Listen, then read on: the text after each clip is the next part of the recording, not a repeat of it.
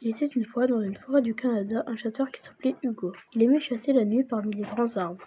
Il était minuit, cela faisait 2 heures qu'il arpentait les collines enneigées au milieu des immenses sapins et des arbres magnifiques. Il entendait le ululement des oiseaux nocturnes, le cri des loups, les déplacements des petits rongeurs et le craquement des branches sous ses pieds.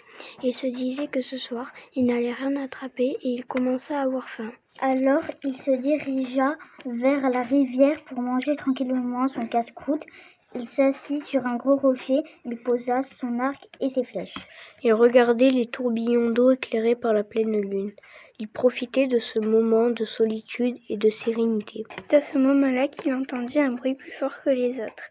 Il reconnut le bruit du frottement des bois d'insectes contre l'écorce des arbres. Silencieusement, il prit son arc et l'arma.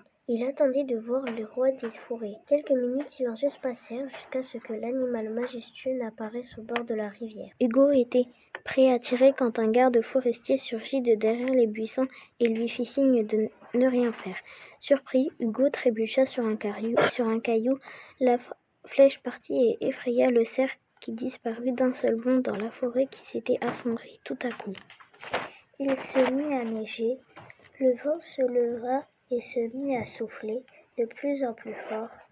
Les rafales faisaient tourbillonner les flocons, les branches se balançaient avec force. Hugo comprit que le bizarre se levait et qu'il était trop loin de chez lui pour entrer maintenant. Le garde forestier qui s'appelait Lucas proposa à Hugo de se mettre à l'abri dans une cabane qu'il connaissait non loin de là. Tous les deux s'y réfugièrent. Ils restèrent ensemble toute la nuit à attendre que la tempête s'arrête. Ils se racontèrent leur vie. Et, depuis ce jour, ils sont amis. Hugo est devenu garde forestier et il ne chasse plus.